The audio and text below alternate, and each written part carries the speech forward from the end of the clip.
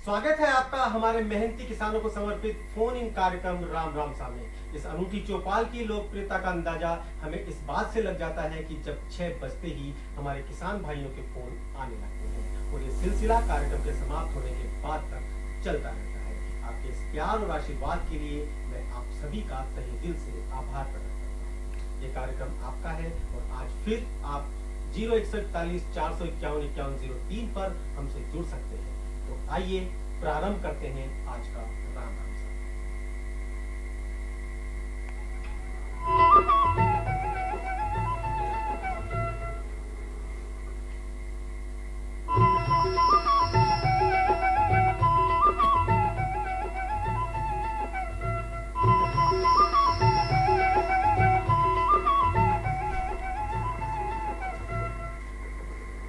इस मानसून के मौसम में जहां किसान को अपने खेत में होना चाहिए, वहां किसान सड़क पर है। मुद्दा है अन्य राज्यों की तरह कर्ज माफी और स्वामीनाथन रिपोर्ट को लागू करना। एक तरफ रिजर्व बैंक के गवर्नर उर्जित पटेल का कहना है कि कर्ज माफी से लोगों का क्रेडिट डिसिप्लिन खराब होता है, वहीं किसानों का कहना है कि जब कॉरपोरेट्स के करोड़ों के लोन वेव किए जा सकते हैं तो किसानों के क्यों नहीं। कृषि लोगों को जीवन देने वाला व्यवसाय है, परंतु आज वही जीवनदाता स्वयं के जीवन को त्याग कर आत्महत्या तक कर लेता है। इस समस्या को देखते हुए 2004 में हरित क्रांति के जनक श्री स्वामीनाथन को राष्ट्रीय किसान आयोग का अध्यक्ष बनाया गया। उनके द्वारा पेश की गई रिपोर्ट को ही स्वामीनाथन रिपोर्ट कहा गया। क्या है ऐसा उस रिपोर्ट में? क्यों किसान चाहते हैं कि वो रिपोर्ट लागू की जाए और सरकार क्यों इसे लागू करने में इतना सोच रही है? आज इसी विषय पर चर्चा करने के लिए और आपके सवालों के जवाब देने के लिए हमने स्टूडियो में आमंत्रित किया है किसान नेता श्री रामपाल जाट साहब को और मिस्टर सीबी यादव, जो कि असिस्टेंट प्रोफेसर हैं राजस्थान विश्वविद्यालय के। सबसे पहले दोनों मेहमानों का स्टूडियो में हार्दिक स्वागत। रामपाल जी, सबसे पहला सवाल आपसे, क्योंकि आप आज राजस्थान के किसानों का प्रतिनिधित्व कर रहे हैं। रामपाल जी, क्या है स्वामीनाथन रिपोर्ट एग्जैक्टली? सुनील दत्त जी, सबसे पहले तो मैं बताना चाहूँगा कि देश में स्वामीनाथन रिपोर्ट नाम का कोई डॉक्यूमेंट है ही नहीं। ये 2004 में जब अटल बिहारी वाजपेयी प्रधानमंत्री थे इस देश के, उन्होंने एक अपनी इच्छा व्यक्त की थी कि मैं किसानों की समस्याओं के समाधान के लिए ऐसा फोरम खड़ा करूँगा जो सशक्त हो, स्वायत्त हो और शक्ति संपन्न हो। ऐसे आयोग को उन्होंने कहा जैसे चुनाव आयोग, उसी ढंग का बनाएंगे हम किसान आयोग। लेकिन उस ढंग का तो नहीं बना सके, लेकिन तो भी उन्होंने जो शुरुआत की किसान के लिए पहली बार बना आयोग 2004 में। इसका नाम था NCF, national commission for farmer. Hindi में इसका नामकरण हुआ राष्ट्रीय किसान आयोग। इसके जो पहले चेयरमैन बने वो थे मिस्टर सोमपाल शास्त्री, जो अटल जी की सरकार में कृषि राज्य मंत्री रहे थे। और जैसे ही एनडीए की सरकार विदा हुई उनके फील गुड और इंडिया शाइनिंग के चक्कर में, उसके बाद में यूपीए फर्स्ट की गवर्नमेंट आई, उन्होंने उस आयोग को कंटिन्यू किया। और उस आयोग को कंटिन्यू करने के बाद इसके जो चेयरमैन बनाए वो बनाए डॉक्टर MS स्वामीनाथन को। जी हाँ। उन्होंने अपनी रिपोर्ट 5 खंडों में 4 रिपोर्ट्स दी। अंतिम रिपोर्ट उनकी 6 नवंबर 2004 की है। और उन्होंने प्रस्ताव किया था इस रिपोर्ट को आज़ादी की 60वीं वर्षगांठ यानी 15 अगस्त 2007 से लागू किया जाए।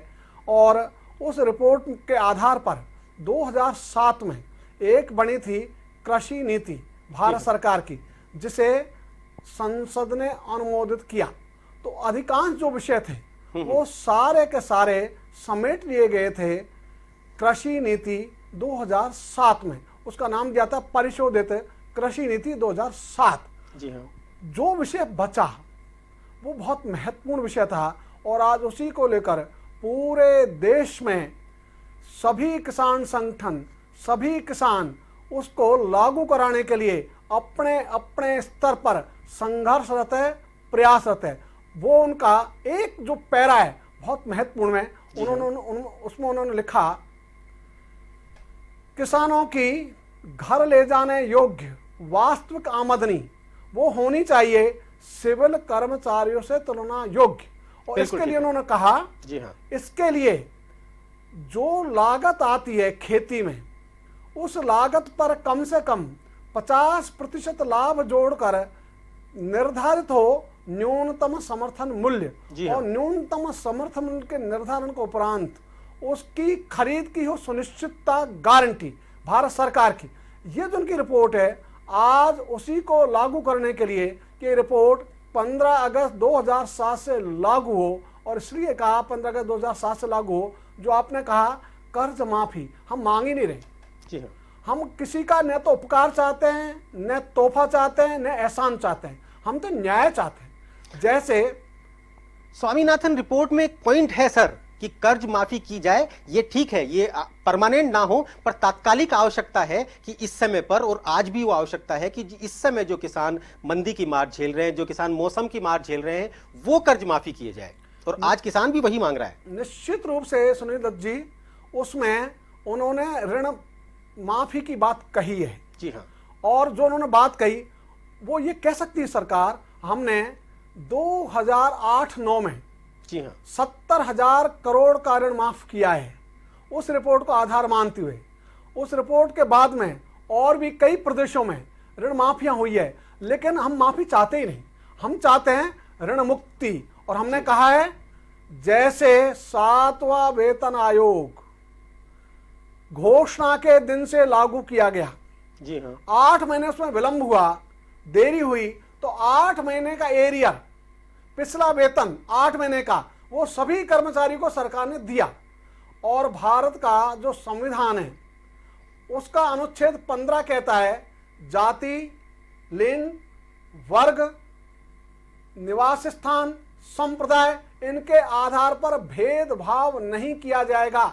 और जो भी हमारे, चाहे प्रधानमंत्री बने, चाहे मुख्यमंत्री बने, चाहे मंत्री बने, सब खाते हैं सौगंध ईश्वर और अल्लाह के नाम पर या सत्य के नाम पर, और वो सौगंध खाते हैं, मैं निष्ठापूर्वक संविधान की पालना करूंगा। हम यही चाहते हैं कि वो उनकी सौगंध की पालना कर दे और निष्ठापूर्वक कर दे। तो उन्होंने जो कहा है भेदभाव नहीं किया जाएगा, तो जब एक कर्मचारी वर्ग को आप डेट ऑफ अनाउंसमेंट से, घोषणा के दिन से 7वां वेतन आयोग दे रहे हो, उनके तो 7 वेतन आयोग बने, वो भी इंप्लीमेंट हो गए। किसानों का तो एक ही आयोग बना, उसको घोषणा के दिन से लागू करो। और घोषणा के दिन से जिसको लागू किया जाता है, तो हमने अनेक गांव में बैठकर हिसाब किया है, एक एक व्यक्ति का हिसाब किया है। किसान है लेनदार, सरकार है देनदार। इसलिए आज भी जो अनाज, जो कृषि उपज सरकार द्वारा न्यूनतम समर्थन मूल्य घोषित करके गारंटी प्राप्त होती है, वह फसल, वो कृषि उपज सरकार द्वारा खरीदी नहीं जाती। इस कारण से किसानों को होता है घाटा। इस रामपाल जी यहाँ बीच में आपको इसलिए टोक रहा हूं, आप एक तरफ कह रहे हैं कि 2007-8 में हमने कर्ज की माफी करी, कर्ज माफी के बाद आज भी किसान वहीं का वहीं खड़ा है। क्या प्रगति हो गई, क्या उन्नति क्या हो गई उस कर्ज माफी से? निश्चित सुनील दत्त जी, इसलिए आज भी यदि कर्ज माफी करेंगे, जी हाँ, उससे कोई मूलभूत परिवर्तन आने वाला नहीं है। बिल्कुल परिवर्तन आएगा, जो किसान खेत में उपज पैदा करता है, उसकी जेब से यदि 100 रुपए खर्च होते हैं, तो उसको दिया जाए 150 रुपए। बिल्कुल, उससे उसके जीवन में परिवर्तन आएगा और वो दोबारा ऋणी नहीं बनेगा। इसलिए हमने कहा, हमको चाहिए ऋण मुक्त किसान।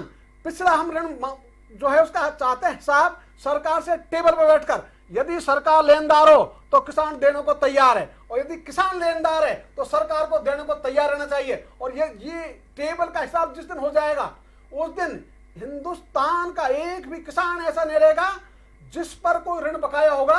किसान का ऋण बकाया निकलेगा सरकार पर। इसलिए हमने कहा, हमको चाहिए ऋण मुक्ति, ऋण माफी नहीं, ऐसा नहीं, उपकार नहीं। जी हाँ, बिल्कुल। जो समर्थन मूल्य की बात स्वामीनाथन रिपोर्ट में कही गई है, अगर वो समर्थन मिलने लगे तो वाकई में किसान को ऋण माफी की आवश्यकता ही नहीं पड़े। लेकिन सीबी यादव जी, यहां मैं आपसे ये पूछना चाहता हूं कि क्या कारण है कि जो समर्थन मूल्य की बात स्वामीनाथन रिपोर्ट ने कही, उसे लागू करने में सरकारों को समस्याएं आ रही है, ऐसा क्या कारण है? सुनील जी, समस्या होती है कि इसकी समस्या क्या है। अगर आप इजाजत दे यादव साहब, एक फोन कॉल बीच में आया है कोटा से मीना जी का, मैं एक बार उनसे बात कर लेता हूं और उसके बाद फिर हम लोग चर्चा को जारी रखते हैं। जी हाँ मीना जी, हेलो।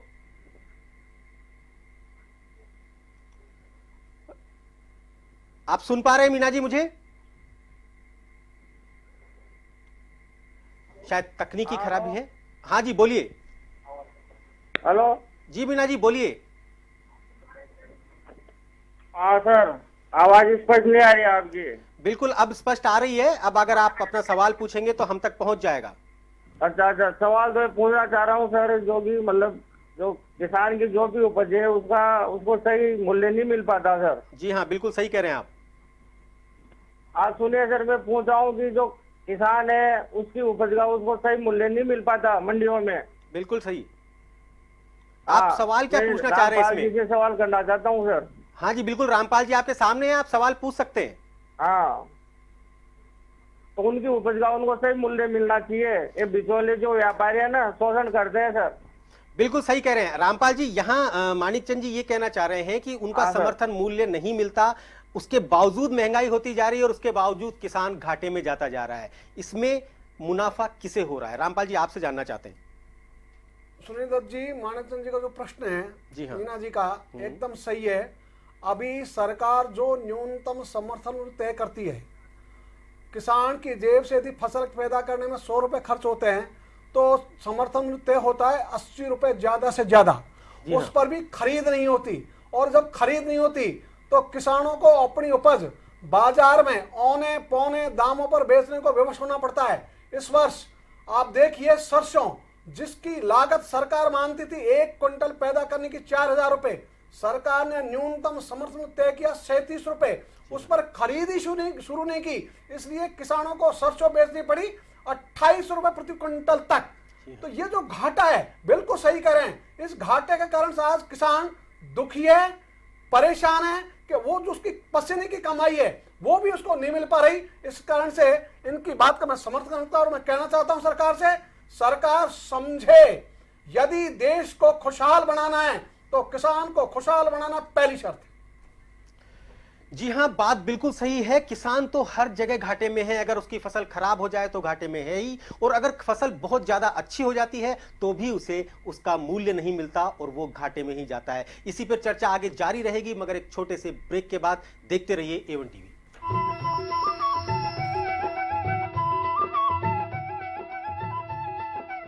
ब्रेक के बाद आइए एक बार फिर से प्रारंभ करते हैं राम राम साहब, सीबी यादव साहब। ब्रेक से पहले हमने आपसे सवाल पूछा था कि ऐसा कौन सा कारण है जिसके कारण सरकार इस समर्थन मूल्य को, जो कि स्वामीनाथन रिपोर्ट में कहा गया है, उसे लागू करने से हिचकिचाती है। सुनील जी, कारण साफ साफ है। लोकतंत्र में सरकारें जो काम करती है उनके लिए चुनाव सबसे महत्वपूर्ण है, और चुनावों में जो धनबल का प्रभाव है वो दिनों दिन बढ़ता जा रहा है, और इस प्रभाव में किसान कहीं मुख्य धारा से हट गया, क्योंकि किसान सिर्फ वोट देने का मात्र रह गया। जो धनबल का प्रभाव है वो बहुराष्ट्रीय कंपनियां, बड़ी कंपनियां करती है।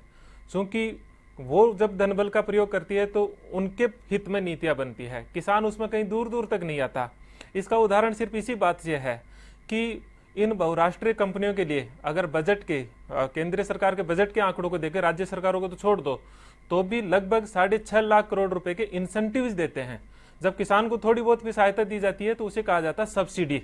सब्सिडी मतलब एक तरह से भीख की तरह, और उनको कहा जाता है कि हम आपको प्रोत्साहन दे रहे हैं। इसी बात से है कि सरकारों के लिए बड़ी कंपनियां, जहां से उनको चुनाव में सहायता प्राप्त होती है, तो उनके हित में पॉलिसी बनाती है, और किसान चूंकि उनके हित में डायरेक्ट कहीं आता नहीं है। एक बात। दूसरी बात यह होती है कि स्वामीनाथन आयोग की रिपोर्ट अगर लागू भी कर दिया जाए तो कोई बहुत बड़ा भार नहीं पड़ रहा। अगर हम कहें कि लागत का 50% ज्यादा हो जाए, ऐसी नीति बना दे, तो कोई बहुत बड़ा भार नहीं पड़ रहा, क्योंकि सरकार पे कोई सीधा सीधा भार नहीं पड़ रहा। इससे पूरा मार्केट उठेगा, और मार्केट उठेगा तो सरकार पे सीधा कोई भार नहीं पड़ रहा। लेकिन नुकसान कहाँ होगा? नुकसान इस बात पर होगा कि जो कंपनियां सरकार का हित है, जहां वो चुनाव की फंडिंग करती है या कहीं ना कहीं डायरेक्ट और इनडायरेक्टली उनमें इन्वॉल्व है, उनकी लागत मूल्य बढ़ जाएगी, उनके कच्चे माल का मूल्य बढ़ जाएगा। प्रॉब्लम इस जगह पर है। परंतु सर, अगर आप ये बात कर रहे हैं कि सारा खेल जो है सिर्फ वोट का और राजनीति का है, तो किसान भी सबसे ज्यादा वोट उन्हें देता है और किसान के लिए ही ये चीज मांगी जा रही है। लेकिन दिक्कत इस बात की होगी ना कि किसान वोट देता है, केवल वोट देता है, और हर बार चला जाता है। देश की आजादी के बाद में शायद किसान को हर जो राजनीतिक चुनाव हुए वो किसान के नाम पर किसान हमसे जुड़ गए हैं। किसान भाई इस समय हमसे जुड़ गए हैं। हेलो। हेलो। जी हाँ बोलिए। राम राम साहब। राम राम साहब। सब मेरा सवाल था कि भाजपा सरकार ने चुनावी घोषणा पत्र जारी करा था अपना, जी हाँ। उस भाषण में, और उसके बाद में एक सभा हुई थी जिंद में, उसमें किसान महापंचायत, उसमें स्वामी रंगनाथन आयोग की रिपोर्ट लागू करने के बारे में उन्होंने कहा था कि हम रिपोर्ट लागू करेंगे। ठीक है।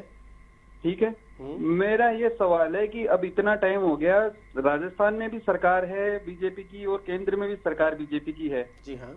दोनों जगह पूर्ण बहुमत में सरकार है, लेकिन किसानों की जो मांग है ये स्वामी रंगनाथन रिपोर्ट के अनुसार कि भाई जो लागत मूल्य है उसके ऊपर 50% का मुनाफा दिया जाएगा, बिल्कुल बिल्कुल, हाँ।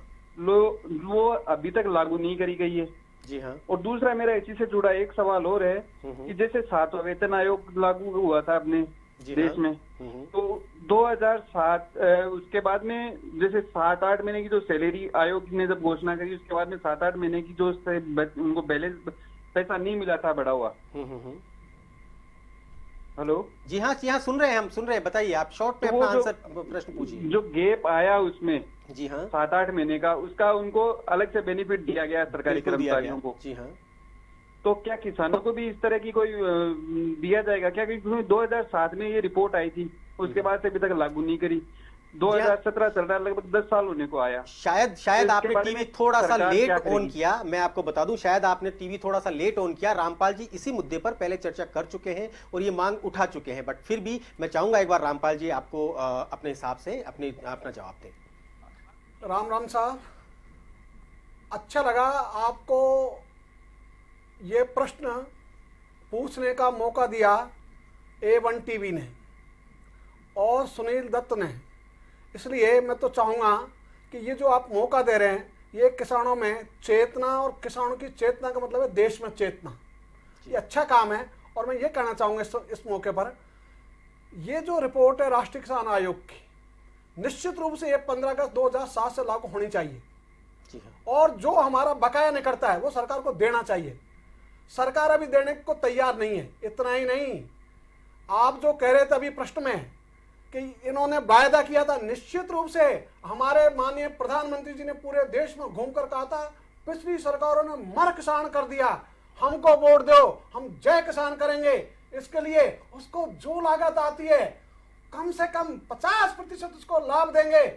और वही प्रधानमंत्री जी सत्ता प्राप्ति के बाद सुप्रीम कोर्ट में जाकर शपथ पत्र देती है उनकी सरकार 6 फरवरी 2015 को कि हम इस रिपोर्ट को लागू नहीं कर सकते क्योंकि इससे बाजार बिगड़ जाएगा।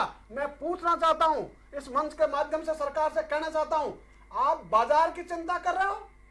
जो उत्पादक को कम से कम देकर माल खरीदता है और जो उपभोक्ता की जेब से ज्यादा पैसा वसूल करने का प्लान बनाता है, ऐसा लुटेरा बाजार, उसके पक्ष में आप खड़े हो, ये शर्म की बात है। आपको खड़ा होना चाहिए था किसानों के साथ। परंतु रामपाल जी, ये कोई नई बात तो नहीं है। इससे पहले भी सरकारों ने वादा किया है कि हम इस रिपोर्ट को लागू करेंगे और उसके बाद सरकार उसे लागू नहीं कर पाई। उसके पीछे के कारण हम जानना चाह रहे हैं। उसका कारण जो है सुनील जी, इन्होंने जो जैसे 2007 में ये रिपोर्ट लागू होने की बात थी, जी हाँ, उस समय यूपीए की सरकार थी, बिल्कुल थी सर, डॉक्टर मनमोहन सिंह प्रधानमंत्री थे, जी हाँ। उन्होंने कहा भाई ये रिपोर्ट ब्यूरोक्रेट ने दी है, जी हाँ, इसलिए हम चाहेंगे जनप्रतिनिधि इसको एग्जामिन करें।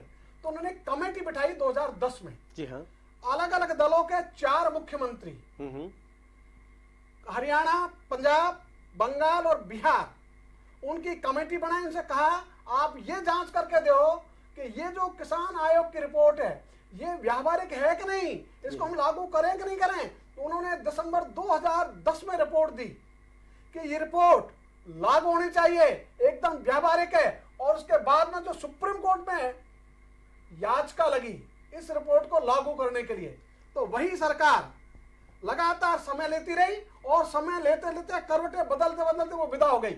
नई सरकार जब आई, इसके पहले पूरी भारतीय जनता पार्टी ने पूरे हिंदुस्तान में आंदोलन किया था इस रिपोर्ट को लागू करने के लिए। बस रोकी, रेल रोकी, और आज उस आंदोलन जो कर रहे थे हम धनखड़, आज हरियाणा के कृषि मंत्री है, आज वो चुप है, वो कहते हैं हम तो गाड़ियों में लड़ाई लड़ रहे हैं। यहाँ बिल्कुल रामपाल जी, यहाँ बीच में मैं आपको सिर्फ इसलिए रोकने जा रहा हूं क्योंकि हमारे एक और किसान भाई हमारे साथ जुड़ गए हैं कोटा से। हेलो हेलो, जी हाँ, हाँ जी सर। पूछिए, प्रश्न पूछिए। हाँ सर, मेरा क्वेश्चन ये है जी हाँ। कि जैसे कि सरकार ने यूपी पंजाब और हेलो। जी हाँ, पूछिए, हम सुन रहे हैं आपको। सर मेरा क्वेश्चन ये है कि जैसे सरकार ने यूपी पंजाब महाराष्ट्र के किसानों का कर्जा माफ कर दिया है। जी हाँ। वैसे राजस्थान के किसानों का कर्जा कब माफ करेंगे? और मेरा दूसरा क्वेश्चन ये है कि जैसे बीमा कंपनियां होती है जो हमसे हर साल बीमा करवा लेती है, हाँ। लेकिन हमें बीमा कंपनियों के द्वारा उचित मूल्य नहीं मिल पाते हमारी फसल खराब होने के बाद भी। जी हाँ, रामपाल जी, सीबी यादव जी, दोनों के लिए ये प्रश्न बहुत जरूरी है कि प्रधानमंत्री फसल बीमा योजना भी लागू की गई और उसके अलावा भी बीमा की बहुत सारी कंपनीज हैं जो कि बीमा करती हैं फसल का, लेकिन जिस समय किसान को आवश्यकता होती है उसे उसका क्लेम नहीं मिल पाता। इसका कारण क्या हो सकता है? दो बातें हैं जो उन्होंने पूछी। एक तो जब बाकी प्रदेशों में किसानों के ऋण माफ किए हैं वहां की राज्य सरकारों ने, जी हाँ, तो राजस्थान सरकार को इस लाइन में आना चाहिए। यदि मैं ये कहना चाहूंगा, उन सरकारों ने भी होशियारी की है ऋण माफी में, ऋण माफ नहीं किए, लेकिन उन्होंने संदेश दिया, उन्होंने पहल की, अच्छी बात है। तो राजस्थान सरकार भी ऐसी पहल ही कर दे। और दूसरी मैं कहना चाहूंगा ऋण माफी के लिए कि ऋण माफी ये उपचार नहीं है, उपचार है किसान को उनकी लागत पर 50% लाभांश देने का। इस कारण से इसके आधार पर यदि हम चलेंगे तो रहेगा ठीक। और उनका जो प्रश्न था, जी हाँ, कि किसानों को सरकार सुनती नहीं, उनकी बात को ध्यान नहीं रखती, हाँ, ये सही बात है कि किसान सरकारों के लिए बन गया सौतेला, इसलिए उनका असली पुत्र वो किसान को नहीं मानती, वो तो केवल कॉरपोरेट जगत की तरफ झुकी हुई है। आज भी अडानी अंबानी के पक्ष में बनेगी नीतियां, किसान के पक्ष में नहीं बनेगी। तो आज का पूरा ढांचा ये पूंजीवादी व्यवस्था में पूरी तरह झुक गया पूंजी की ओर। इस कारण से पूंजी कैसे पोषित हो, पूंजी वाले कैसे लूट में आगे रहें, सरकार उन्हीं को सपोर्ट करती है और इस कारण से आज किसान दुखी है। सीबी यादव जी, क्या बिल्कुल सच बात है ये कि किसान और किसान का विषय सिर्फ एक चुनावी विषय रह गया, चुनावी वादा रह गया है? सुनील जी, मैं थोड़ा सा जो एक क्वेश्चन का आधा अधूरा पार्ट रह गया, जी हाँ, आप पूरा कीजिए, उसको पूरा करें। अगर आप देखिए कि चाहे आप सोसाइटी में लोन लेने जाओ, बैंक में जाओ, हर जगह बीमा, एक एक किसान का 3-3 जगह 4-4 जगह बीमा होता है। जी हाँ। और अगर फसल बीमा योजना के भी आंकड़े तलाशो तो 70,000 करोड़ रुपए किसानों से लिए हैं, यह सरकार ने सब्सिडी के रूप में दिए। हाँ। जबकि किसानों को जो बांटा गया है वो मात्र 8,000 करोड़ रुपए बांटा गया। आप ये देखिए कंपनियां कितना मुनाफा कमा रही है। आखिर इसकी जो प्रोसेसिंग है किसान बीमा फसल बीमा योजना, वही शायद इतनी हार्ड कर रखी, इतनी जटिल सी बना रखी है कि एक साधारण सा किसान जो मुश्किल से थोड़े बहुत 2 अक्षर भी मुश्किल से जानता है, उसको ये प्रशासनिक प्रक्रियाएं पता भी नहीं है, वो कैसे इसका बेनिफिट उठाए। इतनी तो उन्होंने सैंक्शनिंग कर रखी, इतना उन्होंने कर रखा, और फिर फसल बीमा योजनाओं का ओवरलैपिंग और कर रखा है सरकार ने, उसमें भी कोई स्पष्टता नहीं है। एक एक किसान का 3-3 जगह बीमा हो रखा है, लेकिन उसको उसके बावजूद भी बीमा नहीं मिलता। और बीमा योजना में समस्या ये है कि अगर फसल खराब होगी तभी बीमा मिलेगा, तभी बीमे का क्लेम मिलेगा अगर मिलता है तो। और अगर मान लीजिए किसान तो वैसे ही घाटे में, उस घाटे को पूरा तो बीमा कंपनी वैसे भी नहीं करेगी। बहरहाल इस समय हमारे साथ पूनिया जी जुड़ गए हैं। जी हाँ, हेलो। हाँ जी, नमस्ते। नमस्कार। नमस्कार साहब। जी हाँ, प्रश्न पूछिए अपना।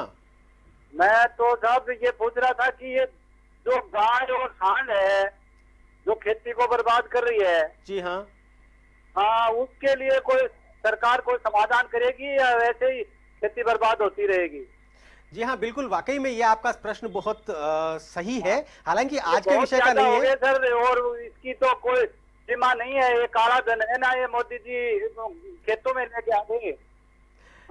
जी हाँ, मैं आपको ये बताना चाह रहा था कि हालांकि आज का विषय नहीं है, बट फिर भी मैं चाहूंगा कि सीबी यादव जी, रामपाल जी, जो भी आप इनको जवाब देना चाहें आपके हिसाब से, जो आपका अनुभव है। मैं ये अनुभव बताना चाहूंगा सुनील दत्त जी। जी हाँ, फसल बीमा में अभी तक भी, जी हाँ, आवारा पशु और जंगली जानवर से होने वाली हानि और फसलों की बीमारी से होने वाली हानि को शामिल नहीं किया गया है। बिल्कुल सही बात है। दूसरा मैं कहना चाहूंगा, जी हाँ, कि आवारा पशुओं की जो समस्या है ये सरकार की खोटी नीयतों ने तैयार की है। यदि सरकार खेती में से बैल को नहीं हटाती तो आज ये समस्या पैदा ही नहीं होती। इस कारण से सरकार की खोटी नीतियों का परिणाम है। इस कारण से इसका उपचार भी सरकार को ही करना चाहिए। जो भी किसानों को, चाहे आवारा पशु हो, चाहे जंगली जानवर हो, उनके कारण कोई भी हानि होती है तो उसके लिए आकलन करना चाहिए। आकलन के लिए बनानी चाहिए ग्राम स्तर पर 5 आदमियों की समिति जो बीमा का भी आकलन करे, इसका भी आकलन करे, और उसके लिए गांव का सरपंच, ग्राम सेवा सहकारी समिति का अध्यक्ष, पटवारी हल्का और ग्राम कृषि पर्यवेक्षक और 5वां वो किसान जिसकी खेत में नुकसान हुआ है, 5 की कमेटी बनाओ। 3 दिन में रिपोर्ट आ जाएगी, 7वें दिन में मुआवजा दे दो। यही बीमा में करो। बीमा में इन्होंने यही खोट छोड़ी है कि जो कातिल है वही जज है। तो जो कंपनी बीमा कर रही है वही आकलन कर रही है। अरे भाई, कातिल जज कैसे हो सकता है? इसलिए यदि जज बनाना है तो निष्पक्ष व्यक्ति को बनाओ, और निष्पक्ष यदि आकलन करेगा व्यक्ति या संस्था तो आकलन सही होगा। तो वहीं से उन्होंने खोट शुरू कर दी। इसी ढंग से बीमा का तो दूसरा पक्ष था, इन्होंने कर दिया कंपल्सन। भाई, यदि आपका अच्छा माल है तो आप उसको बाधित क्यों करते हो? हमें कहा नहीं खरीदना पड़ेगा। यदि आपका अच्छा माल तो हम अपना आप खरीद लेंगे। इसका अर्थ है कि बीमा पॉलिसी आपकी जो है ये बिल्कुल खोटी है। किसान इसको चाहता नहीं। जो ऋण लेता है उसकी बाध्यता है कि वो बीमा कराए। इस कारण से बाध्यता के कारण, और फिर तीसरा जो इकाई है वो इन्होंने बना दी पटवार मंडल तहसील। पटवार मंडल तहसील क्यों भाई? जो प्रीमियम दे रहा है उसका यदि एक खेत का नुकसान होता है उसका क्लेम दो ना। जी हाँ, बिल्कुल उसी प्रकार से जिस तरह से बीमा कंपनियां जनरल इंश्योरेंस करती हैं, कारों का कैशलेस क्लेम मिलता है, और भी बहुत सारे तरीके हैं जो कि जनरल इंश्योरेंस कंपनीज कर सकती हैं। फिलहाल राम राम सामे वक्त है एक छोटे से ब्रेक का, कहीं जाइएगा नहीं, देखते रहिए A1 टीवी। राम राम सामे आप सभी का एक बार पुनः स्वागत। जी हाँ, ब्रेक पर जाने से पहले हम बात कर रहे थे बीमा कंपनियों के द्वारा मिलने वाले क्लेम पर, जो कि किसानों को समय पर नहीं मिल पाता और इस कारण से भी कर्ज बढ़ता जाता है। सीबी यादव जी, क्या कहना चाह रहे थे आप इस बारे में? बीमा कंपनियों का पूरा मामला मान लो या सब्सिडी का मामला, जी हाँ, ये कहीं ना कहीं जो कंपनियां हैं बड़ी, उनको फायदा पहुंचाने की एक साजिश होती है। सुनील जी, बीमा कंपनियों वाला काफी हद तक हमने बात कर ली।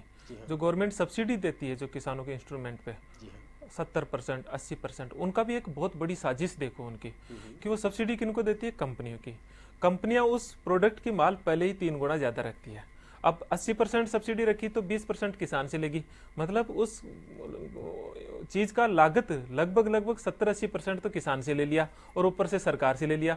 अब कंपनियां डायरेक्ट जो है, कुछ जो सरकार कुछ कंपनियों को डायरेक्ट नॉमिनेट कर देती है, भाई यही कंपनियां जो है ये माल बेचेगी। आप सीधा कर दीजिए ना इसमें, भाई किसान कहीं से भी खरीदे, जिस कीमत पे खरीदे, बार्गेनिंग करें और किसान को आप सब्सिडी दे दीजिए। सर, उसमें देखिए बहुत सारी चीजें आ सकती हैं। हालांकि मैं सरकार का पक्ष नहीं ले रहा हूं, लेकिन उसमें बहुत सारी चीजें आती हैं। वो लोग जिन निर्माता कंपनियों को पैनल में शामिल करती हैं, उनके साथ कुछ शर्तें होती हैं उनकी, और जब आप इसको खुला कर देंगे तो किसी भी तरह की कंपनी से, और उसमें बहुत सारी चीजों का ऊपर नीचे हो सकता है। इसलिए पैनल वाली जो चीज है, क्वालिटी को आप रखिए मानक, कंपनी को मानक मत बनाइए, क्योंकि क्वालिटी मेंटेन कर दीजिए, भाई इस क्वालिटी से नीचे की कोई चीज नहीं होगी। चलिए, पन्नालाल जी हमारे साथ जुड़ गए हैं। मन्नालाल जी हमारे साथ जुड़ गए हैं। जी मन्नालाल जी, हेलो। हाँ, लाइन तो हूँ। मन्नालाल जी, आपसे निवेदन है, एक बार टीवी के वॉल्यूम को थोड़ा कम कीजिएगा। जी सर, ये मध्य प्रदेश में, उत्तर प्रदेश में और पंजाब में। जी हाँ, बोलिए, आप सुन पा रहे हैं हम आपको। कर्ज माफी हो गया सर, यहाँ पर क्यों नहीं हुआ? राजस्थान में ऐसा सोते लगा और क्या? जी हाँ, बिल्कुल इसी बात पर आज चर्चा जारी है। यादव साहब, जवाब दीजिए मन्नालाल जी के सवाल का। मन्नालाल जी, मैं एक बात कहना कि कर्ज माफी, यही शायद शब्द किसान के लिए बहुत बुरा सा शब्द है, क्योंकि कर्ज माफी का मतलब है कि हमको माफी चाहिए। मुझे लगता है इसके स्थान पर रामपाल जी जो बात कर रहे हैं वो बहुत सटीक बात है। कर्ज मुक्ति की बात होनी चाहिए कि आखिर कर्ज की मुक्ति कैसे मिले। सरकार को तात्कालिक किस तरीके से कर्ज से मुक्ति मिल सकती है, आप इसको पॉइंट टू पॉइंट शॉर्ट में बताइए। शॉर्ट से आप इसको देखिए, इसको बिल्कुल संक्षिप्त में देखिए कि कर्ज की मूल वजह क्या है। किसानी तो इस देश का भाग्य रही है। आज किसानी घाटे में क्यों है, इसकी वजह अगर आप तलाशोगे तो आंकड़े साफ साफ कहते हैं। 1970 से लेकर के 2017 तक के आंकड़ों के आप तलाशोगे और तुलनात्मक रूप से आप देखोगे कि फसलों के मूल्य कितने बढ़े और दूसरी चीजों के मूल्य कितने बढ़े, तो आपको पता लगेगा कि फसलों के मूल्य जो है 19 से 20 गुना बढ़ा है, जबकि इसी समय अवधि में जो बाजार की वस्तुएं हैं उनकी 400 से 500 गुना बढ़ गए। हालांकि हमारे जैसे सरकारी नौकर है उनकी तनख्वाह 200 से 300 गुना बढ़ गई है, सोने की कीमत 400 गुना बढ़ गई है। तो जब बाजार अगर एक आम आदमी से पूछते हैं तो आम आदमी तो ये कहता है कि महंगाई लगातार बढ़ती जा रही है और उसमें सबसे ज्यादा खाद्य पदार्थ महंगे होते जा रहे हैं। महंगाई तो बढ़ रही है और खाद्य पदार्थ भी महंगे हो रहे हैं। खाद्य पदार्थ कौन से? वो चीज किसी भी चीज को मानिए, खाद्य पदार्थ कौन से जो मॉल के अंदर मिलते हैं वो नहीं सर, फल सब्जियां, दाल, तिलहन, गेहूं, सब कुछ, चावल, सब कुछ महंगा हो रहा है। आप ये देखिए, अभी ताजा उदाहरण देखिए, टमाटर का भाव 100 रुपए क्रॉस कर गया। जी हाँ। जबकि उसी टमाटर का भाव 1 रुपए, जब 1 महीने पहले जब किसान के पास वो टमाटर था तब 1 रुपए था। अब खाद्य महंगाई किसकी बढ़ गई? आज के टमाटर की महंगाई बढ़ी है, किसान को उसका उपज नहीं मिला है। पूरा व्यवस्था तो यहाँ पर है कि हमने एक व्यवस्था को इस तरह से डिजाइन कर दिया जहां पर किसान को तो उसका उचित मूल्य मिलता ही नहीं है। ये पूरा खेल तो बिचौलियों का है। आप सुनील जी एक बात बताइए मुझे, मतलब एक ऐसा दुनिया में कई सिस्टम बताइए जहां पर कोई अपनी उपज का मूल्य खुद नहीं लगाता हो, सामने लगाता हो। हर चीज का मूल्य सामने वाले लगा रहे हैं। बिल्कुल सही। यादव साहब हमारे साथ टोंक से किसान संघ के अध्यक्ष हैं पोखरलाल जी, शायद मैं नाम सही बोल रहा हूं। पोखरलाल जी हमारे साथ जुड़ गए हैं। जी पोखरलाल जी, जी बताइए, प्रश्न पूछिए पोखरलाल जी। जी सर। जी हाँ जी सर, मैं ये कहना चाह रहा था, मतलब ये जो गवर्नमेंट चाहे कोई सी भी हो, कांग्रेस हो चाहे बीजेपी हो, वो किसानों का शोषण ही क्यों करती है?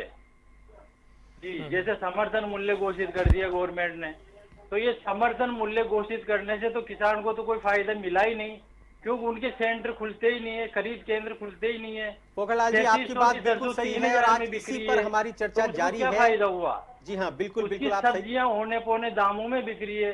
गवर्नमेंट को समर्थन मूल्य पे खरीदने की व्यवस्था तो करनी चाहिए ना।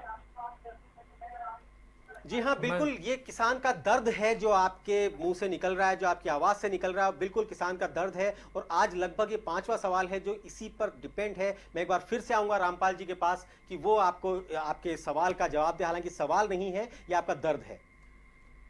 पोखर जी बहुत अच्छा प्रश्न पूछा आपने, बहुत अच्छी बात रखी, पूरा दर्द रखा। और 2010 से राजस्थान का किसान इस बात की लड़ाई लड़ रहा है सरकार से कि आप जो न्यूनतम समर्थन मूल्य घोषित करते हो उस पर खरीद 2 महीने 3 महीने नहीं, वर्ष के 365 दिन जारी रखो। ये मांग कर रहा है राजस्थान का किसान कि आप ये जो खरीद है इसके लिए हर ग्राम सेवा सहकारी समिति पर बनाओ स्थायी खरीद केंद्र और हर गांव में करो खरीद। जब हर गांव में खरीद हो जाएगी, 365 दिन खरीद चालू रहेगी, तो कम से कम जो सरकार ने न्यूनतम समर्थन घोषित किया है वो तो मिल जाएगा। और एक तीसरी चीज, जिन कृषि उपजों का अभी तक सरकार ने न्यूनतम समर्थन मूल्य घोषित नहीं किया, चाहे लहसुन हो, चाहे प्याज हो, चाहे मोठ हो, चाहे ग्वार हो, चाहे चोला हो, चाहे मेहंदी हो, चाहे इसबगोल हो, अनेक फसलें राजस्थान में धनिया जीरा सहित, जिनका अभी तक समर्थन मूल्य सरकार ने घोषित नहीं किया। और ये जो राजस्थान सरकार का जब विधानसभा का चुनाव था, उस चुनाव में जो सत्तारूढ़ दल ने अपना चुनावी घोषणा पत्र जारी किया, उसके लिए उन्होंने कहा था हम ये चुनावी घोषणा पत्र जारी नहीं कर रहे हैं क्योंकि घोषणा पत्र तो रूटीन हो गया, इनकी कोई पालना नहीं करता, हम संकल्प जारी करेंगे इसलिए अच्छे राज्य के लिए। इसलिए उसका नाम दिया था स्वराज संकल्प 2013। उसमें लिखा है ये कि किसानों को उनकी उपजों का लाभकारी मूल्य देने के लिए न्यूनतम समर्थन मूल्य पर खरीद की जाएगी, खरीद के लिए स्थायी तंत्र बनाया जाएगा, यानी हर गांव में 365 दिन खरीद चालू रह सके। और ये भी कहा था हम कृषकों के लिए बनाएंगे सुरक्षा अधिनियम, जो हमने ड्राफ्ट करके दिया था, किसानों की सुनिश्चित आय एवं मूल्य का अधिकार विधेयक 2012 का प्रारूप। उसके आधार पर लोकसभा ने उसको चर्चा के लिए स्वीकार किया है, विधानसभा में वही कानून बन सकता है। जिस दिन ये कानून बन जाएगा पोखर जी, उस दिन किसानों को किसी के सामने हाथ फैलाने की जरूरत नहीं, घर बैठे खरीद की होगी गारंटी। और हमने तो एक सुझाव और दिया है कि यदि सरकार ईमानदारी रखे तो कृषि उपज मंडी अधिनियम जो है उसमें एक क्लॉज है धारा 38, उसमें लिखा है कि हर फसल की मूल्य नीलामी के द्वारा तय किया जाएगा। एक लाइन और जोड़ दो, नीलामी न्यूनतम समर्थन से शुरू की जाएगी और उस दिन खरीद के लिए सरकारी एजेंसी वहां मौजूद रहेगी। यदि इतना कर दें तो भी काम बन जाएगा। बात है केवल नियत की। इसलिए पोखर जी, आपको और हमको सबको मिलके ये लड़ाई लड़नी पड़ेगी। 7 साल से यही लड़ाई चल रही है। रामपाल जी, घड़ी की सुइयां इशारा कर रही हैं एक छोटे से ब्रेक पर जाने का। देखते रहिए A1 टीवी।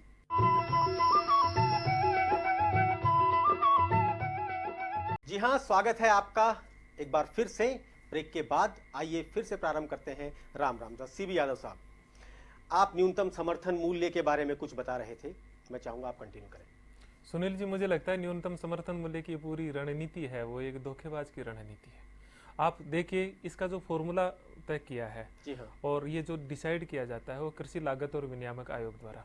इस फॉर्मूले के अंदर आप देखिए, कहीं कोई परिवहन का खर्चा नहीं है, कहीं कोई किसान बीमार हो जाए उसका नहीं, कहीं कोई किसान की और कोई विपदाएं होती है उसकी नहीं, कहीं कोई श्रम का कोई उल्लेख नहीं है। और उसको फिर डिसाइड भी कौन कर रहा है? उसको डिसाइड वो कर रहा है जिसमें किसान प्रतिनिधित्व का कोई दूर दूर तक वो नहीं है। दूसरी बात, अगर न्यूनतम समर्थन मूल्य को गवर्नमेंट खुद भी स्वीकार कर रही है कि 1 क्विंटल गेहूं पर लगभग 1900 रुपए का खर्चा आता है, जबकि वो समर्थन मूल्य घोषित करती है 1600 रुपए। और अगर इसको मान भी लिया जाए कि ये, अगर थोड़ी सी देर के लिए मान लेते हैं कि ये बात सही है कि न्यूनतम समर्थन मूल्य पर खरीद हो, तो आंकड़े बताते हैं कि केवल 6% खरीद होती है न्यूनतम समर्थन मूल्य पर। सरकार के पास ढांचा ही नहीं है कि वो सारा खरीद कर सके। और तीसरी बात, अगर मान लीजिए इस चीज को देखा भी जाए तो न्यूनतम समर्थन मूल्य कितनी जिन्स पर है? क्या लगता क्या है आपको? चलिए वो तो ठीक है, लगता क्या है आपको कि ये हो पाएगी नहीं हो पाएगी? स्वामीनाथन रिपोर्ट लागू हो पाएगी नहीं हो पाएगी? नहीं, मैंने इस बात पे बात करना मैं इसको इस रूप में देख रहा हूं कि जो कृषि नीति है उसमें आप न्यूनतम समर्थन मूल्य की जगह न्यूनतम परचेजिंग मूल्य, मिनिमम परचेजिंग वैल्यू आप डिसाइड करो। और उससे कम में अगर कोई व्यापारी खरीद करता है, कहीं खरीद होती है, तो उसको दंडनीय अपराध बनाओ, तब तो बात बनेगी। तब एक नीति के, कई बार कहता है कि ये हो क्यों नहीं पाता, आप नीति तो बनाइए, आप इच्छा शक्ति तो दिखाइए। मार्केट अपने आप, सरकार कहती है कि अगर न्यूनतम समर्थन मूल्य को लागू कर देंगे तो बाजार खराब हो जाएगा, अर्थात चीजें और ज्यादा महंगी हो जाएगी। एग्जैक्टली उनका कहने का अर्थ ये है कि जब इस समय किसान घाटे में करके इस समय चीजें इतनी महंगी हो रही है, तो कल को न्यूनतम समर्थन मूल्य लागू कर देंगे। जो फॉर्मूला आप बता रहे हैं या जो फॉर्मूला स्वामीनाथन रिपोर्ट ने बताया है, अगर उस फॉर्मूले के तहत चलते हैं तो चीजों की रेट जो है वो आसमान छू जाएगी। आप सुनील जी थोड़ी सी इस बात को गौर कीजिए कि एक आलू जो किसान से 5 से 7 या 10 रुपए किलो में ले लिया जाता है, उसी की चिप्स बना करके 400 रुपए किलो में बेचते हैं, तब तो आपका बाजार खराब नहीं होता। एक जो मक्का नहीं, तब तो आपका बाजार खराब नहीं होता। इनका जो है ना, किसान को अपने आप पे कुछ करना होगा, उसे और दूसरे रास्ते तलाशने होंगे जिससे कि वो कमा सके। नहीं, ये तो बड़ी ऐसी बात विडंबना सी होगी। जो बेचारा पहले से दुखी है उसको कह रहे हो कि आपको ये रास्ता तलाशना होगा, आपको ये रास्ता तलाशना होगा। सरकार का काम क्या है? अनुच्छेद 14 साफ साफ कहता है equal protection before the law. Government को उनका संरक्षण करना चाहिए। सरकार का दायित्व ये होता है कि जो कमजोर वर्ग है, जो पिछड़े, विकास की मुख्य धारा से पिछड़ गए, उनको कैसे संरक्षित करे। ये तो मूल दायित्व है। सरकार अपने मूल दायित्व से तो पिछड़ रही है और सरकारें कहीं ना कहीं बड़े बड़े मॉल की तरफ ध्यान दे रही है, जीएसटी की तरफ ध्यान दे रही है। आप जो है बहुत निवेश लेके आ जाओगे। आखिर आपकी वो क्षेत्र जो 50% जनसंख्या को रोजगार उपलब्ध करवाता है, जिस पे लगभग 58% जनसंख्या निर्भर है, वो तो आपके लिए कोई महत्वपूर्ण नहीं है। और एक वो क्षेत्र जिसमें मात्र 3 से 5% लोग हैं, सरकार उसके लिए पूरा का पूरा फोकस कर रही है और 6.5 लाख करोड़ रुपए तक आप उनको इंसेंटिव्स दे रहे हैं। अरे भाई, 6.5 लाख करोड़ की बात नहीं है। आप अगर उसका 1/4 भाग भी किसानों पर खर्च करने लग जाओगे तो मुझे लगता है सारी स्थितियां बदलते हुए समय नहीं लगेगी। और मार्केट की बात हो रही है कि मार्केट बिगड़ जाएगा। मुझे लगता है कि मार्केट से ज्ञान जी हमारे साथ जुड़ गए हैं। जी ज्ञान जी, हेलो। हेलो जी ज्ञान जी, सवाल पूछिए अपना। राम राम साहब। राम राम। मैं साधुपुर से बोल रहा हूँ साहब। हाँ बोलिए। क्या गवर्नमेंट समर्थन मूल्य मूंग का 5225 रुपये है और हम लेके जाते हैं, कुछ दाटी होते हैं वो खरीदते नहीं, बड़ियों को देते हैं 3200 रुपये देते हैं। किसान को 1 कुंटल को 2 घंटे घाटा लगता है। क्या तो गवर्नमेंट इसको बैन करे, क्या बीमा कंपनी से बैन कराई घाटा? आप समझ पाए? ठीक है, रामपाल जी आप बताइए इस बारे में। सुनील दत्त जी चूरू से वो पूछ रहे हैं कि जो सरकार कीमत तय करती है, जी हाँ, उस पर बेचने जाते हैं तो सरकार खरीदती नहीं, तो बाजार में हमको कम दामों पे बेचना पड़ता है। बिल्कुल, यही इसलिए कमोबेश स्थिति है। सरकार मैकेनिज्म तैयार करे। आश्चर्य की बात यह है 1 जनवरी 1965 से शुरू हुआ मूल्य समर्थन नीति के अंतर्गत न्यूनतम समर्थन मूल्य की नीति, उसमें आज तक भी खरीद का तंत्र ही सरकार ने तैयार नहीं किया। इसका अर्थ यह है कि इनकी नीयत में शुरू से ही खोट था। दूसरा जो उन्होंने कहा था कृषि लागत एवं मूल्य आयोग के लिए इसको संवैधानिक दर्जा दिया जाए, आज तक उसको संवैधानिक दर्जा देने के लिए सरकार ने हाँ भी नहीं की। इस कारण से दो जो प्रश्न थे दोनों अधूरे हैं। यदि दोनों सरकार पूरी करती तो आगे बढ़ती। और एक बात मैं कहना चाहूंगा जो अभी डिबेट में आई, बाजार बिगड़ जाएगा। जी हाँ, बिल्कुल। अभी खाद्य सुरक्षा अधिनियम है हिंदुस्तान में, और खाद्य सुरक्षा अधिनियम में जो भी कमजोर है उसको सस्ते पर खाद्यान्न देने की व्यवस्था है, बाकी चीजों को शामिल कर लो, क्यों बिगड़ेगा भाई। इसलिए यदि सरकार की नीयत ठीक हो तो न बाजार बिगड़ेगा, और बाजार तो तब बिगड़ता है जब पैदा करने वाले को उसके पसीने की कीमत नहीं मिलती। यह बिगड़ना तो इसको सुधारे सरकार। जब तक इसको नहीं सुधारेगी तब तक सरकार की जो ऐसी नीतियां हैं, ऐसी जो घोषणाएं, ये थोती है और ये कमेरों के पक्ष में नहीं लुटेरों के पक्ष में है। इसलिए सब कमेरों को एक होना होगा। मैं चूरू का हमारे मित्र को ये कहना चाहूंगा, सब कमेरे मिलकर एक हो और लड़ाई लड़ो। केकड़ी से इसी बीच पृथ्वीराज जी हमारे साथ जुड़ गए हैं। जी पृथ्वीराज जी, पृथ्वीराज जी टीवी के वॉल्यूम को प्लीज कम कर दीजिए। पृथ्वीराज जी। सर नमस्कार। नमस्कार। हाँ सर नमस्कार। नमस्कार, आप सबसे पहले टीवी के वॉल्यूम को कम कीजिए जिससे हम लोग आराम से बात कर सकें। सर जी हाँ, नमस्कार। हेलो नमस्कार, प्रश्न पूछिए आप।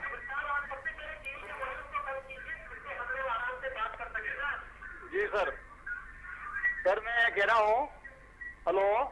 जी हाँ, थोड़ी आवाज रख। Hello hello. जी हाँ, बोलिए, हम सुन पा रहे हैं आपको। हेलो, अपना प्रश्न पूछिए। मैं ये कह रहा हूँ सर कि हमारे 8 साल हो गए लाइट की फाइल भरे हुए हैं। जी हाँ,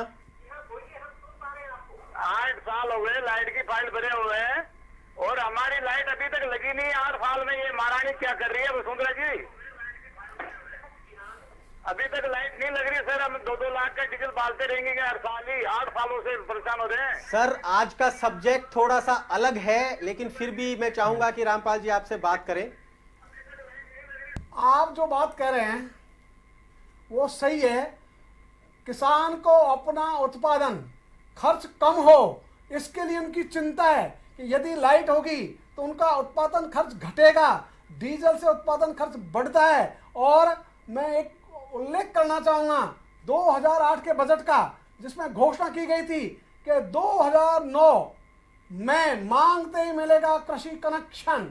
ये सरकार के बजट की घोषणा है 2008 की, और अब चल रहा है 2017, और आज भी लाखों फाइल पेंडिंग है।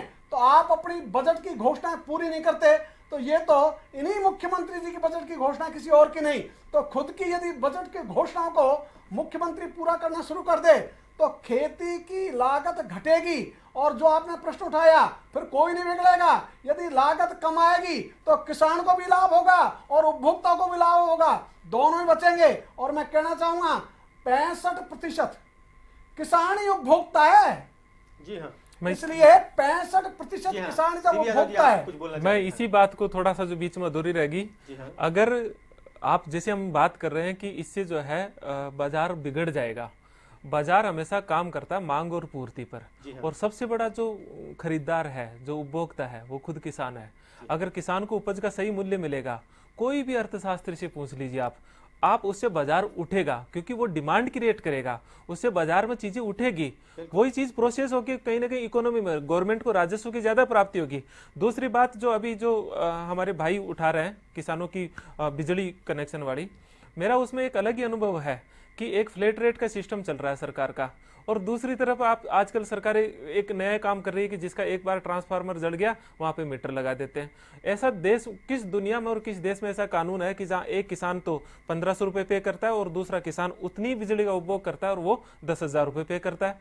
इस तरह की तो नीतियां हैं इनकी, कोई एक विशेष पॉलिसी नहीं है, कोई एक रूप नीति नहीं है। तो कम से कम आपको एक निर्धारित करना पड़ेगा कि एग्रीकल्चर पॉलिसी क्या हो, उसका खरीद मूल्य कैसे हो, बिजली का सिस्टम क्या हो। और ये तब तक नहीं हो पाएगा जब तक किसान प्राथमिकता में नहीं आएगा।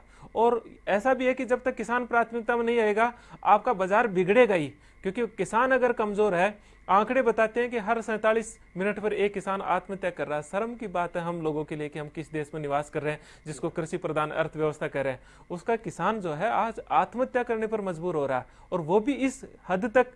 तो कम से कम सरकारों को अभी तक भी मतलब इस चीज को गंभीरता से नहीं ले रही है। तो ये बहुत ही, इस लोकतंत्र में इससे बुरी बात कुछ नहीं हो सकती है। अगर यही समस्या अगर किसी और की हो तो सरकारें आगे आकर के उनसे बात करती है। आज किसान आंदोलन होते हैं तो कहीं ना कहीं सरकारों की नीति होती है कि गोली चला करके उनको दबा दिया जाए। ये तो बहुत बेहद गंभीर बात है। और रामपाल जी शायद बहुत अच्छे से बता पाएंगे कि जो मंदसौर में घटना हुई उनमें जो किसान मारे गए हैं उनकी गोलियां कमर से ऊपर लगी है। आप बताइए किस लोकतंत्र में कौन सा आंदोलन हुआ है, व्यापारियों के आंदोलन हो, डॉक्टरों के आंदोलन हो या और कोई आंदोलन हो, उसमें कभी गोलियां लगी है क्या? गोलियां चलाते भी हैं तो उसका एक नियम होता है कि पहले हवा में गोली दागो, फिर पैर में गोली दागो। और ये तो असंवेदनशीलता की पराकाष्ठा है सुनील जी, मुझे ऐसा लगता है। रामपाल जी, बहुत कम समय बचा है। मैं चाहूंगा आखिर में हम इस कार्यक्रम को हम समाप्ति की ओर ले जा रहे हैं। रामपाल जी, आपसे 2 शब्द चाहूंगा। सुनील दत्त जी, मैं उसी बात पाना चाहूंगा। हमारे भारत के वित्त मंत्री अरुण जेटली कहते हैं हमने सरकारी कर्मचारियों को 7वां वेतन इसलिए दिया कि इससे अर्थव्यवस्था गतिशील हो जाएगी, उनकी जेब में पैसा आएगा। तो मैं कहता हूं 4% की जेब में यदि पैसा आने से अर्थव्यवस्था गतिशील होती है, बाजार सुधरता है। तो यदि 75% की जेब में पैसा आ गया तो अर्थव्यवस्था कहां पहुंचेगी? इसलिए निक्सन का एक मैं वाक्य कोट करूंगा। उन्होंने भारत की संसद में कहा, जब मैं भारत की कृषि की संभावना को देखता हूं तो मैं थर्रा जाता हूं। इसलिए यदि दुनिया को हमको लीड करना है, दुनिया में हमको अग्रणी बनना है, तो एग्रीकल्चर को रखो प्राथमिकता पे, किसान को रखो प्राथमिकता पे। जी हाँ, बहुत बहुत धन्यवाद मेरे दोनों मेहमानों का जिन्होंने आज इस स्टूडियो में आकर किसानों के सवालों के जवाब रखे। और मैं सभी उन किसान भाइयों का भी धन्यवाद करना चाहूंगा जिन्होंने आज प्रश्न पूछे, और उन लोगों से भी माफी मांगना चाहूंगा जिनके कि प्रश्न हम तक नहीं पहुंच पाए। जी हाँ, किसान खाद में खून और पानी में पसीना मिलाकर फसल तैयार करता है। उसे उस फसल का समर्थन मूल्य उतना कम से कम मिलना चाहिए जिससे कि कृषि का व्यवसाय जिंदा रह सके। राम राम सामे, अगले सप्ताह आपसे फिर भेंट होगी। आज ही के दिन, आज ही के समय देखते रहिए A1 टीवी।